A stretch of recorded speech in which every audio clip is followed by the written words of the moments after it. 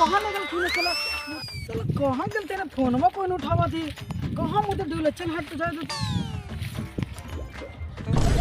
आज तक सजारा में था अरे तू है ना हीरे मूर्ति डूबी थी उधर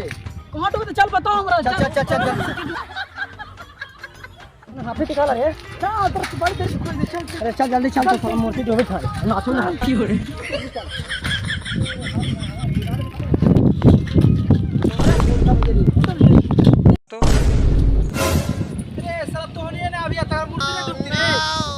चला मूर्ति डूबे चल भाई हाँ रे चल चला चला चला चला आंखें कैसे फूला लो रे पी के रे गिर गई रे बुढ़ू बात चल चल चल जल्दी चल ना आज गार्डा कराई चल ना चल चल चल चल चल चल मोटरसाइकिल पे साथ चल चला रुको ऊपर साथ चल चल अरे सवारवा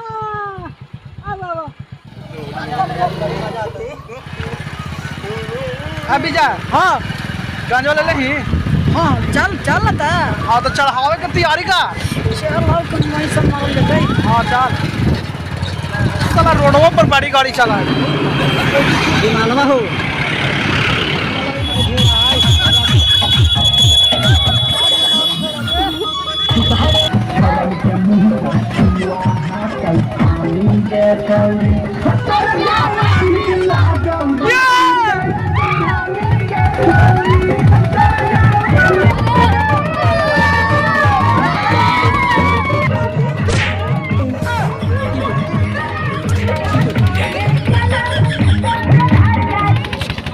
नाचा हुआ है ना चल चल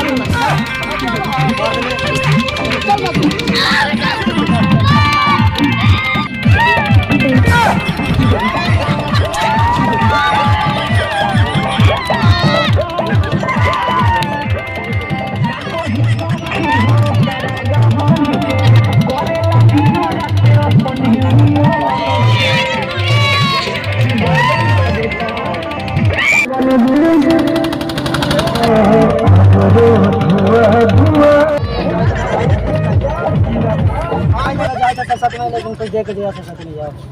प्रणाम कर दो